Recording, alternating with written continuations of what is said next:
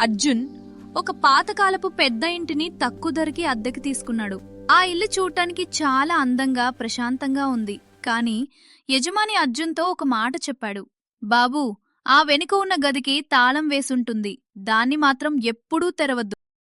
అర్జున్ ఆ గదివైపు చూశాడు. ఆ పెద్ద తాళం చూస్తుంటే లోపలేదో రహస్యం దాగి ఉందని అతనికి కనిపించింది. మూడో రోజు అర్ధరాత్రి ఆ తాళం వేసిన గది నుండి ఎవరో మువ్వలు సవడి చేస్తున్నట్లు వింతైన శబ్దాలు వినిపించాయి. అర్జున్ భయపడ్డాడు. కాని అది తన భ్రమ అనుకున్నాడు. కాని మరుసటి రోజు కూడా అదే శబ్దం. ఈసారి ఎవరో ఏడుస్తున్నట్లు స్పష్టంగా వినిపించింది. అర్జునిక తట్టుకోలేకపోయాడు. ఆ గదిలో ఏముందో చూడాలని తాళం పగలగొట్టాడు. తలుపు తీసి లోపలికి అడుగు పెట్టాడు. లోపల ఒక పాత నాట్ పెట్టాడు. లోపల ఒక పాత నాట్యకత్తె ఫోటో, పగిలిన అద్దం ఉన్నాయి. అక్కడ ఒక పాత డైరీ కనిపించింది. అందులో ఏముంది? తలుపులు గట్టిగా మూసుకున్నాయి. అర్జున్ భయంతో తలుపులు బాదుసాగాడు. కాని అవి కదల్లేదు. అద్దంలో కనిపిస్తున్న ఆ నీడ మెల్లమెల్లగా అర్జున్ వైపుకు రాసాగింది. ఆ నీడ అడుగులు వేస్తున్నప్పుడల్లా మువ్వల సవ్వడి గది అంతా ప్రతిధ్వనిస్తోంది. అర్జున్ ఆ పాత డైరీని గట్టిగా పట్టుకుని తన అబ్బాయితో డైరీని గట్టిగా పట్టుకున్నాడు. అందులో చివరి పేజీలో రక్తంతో రాసిన ఒక వాక్యం కనిపించింది.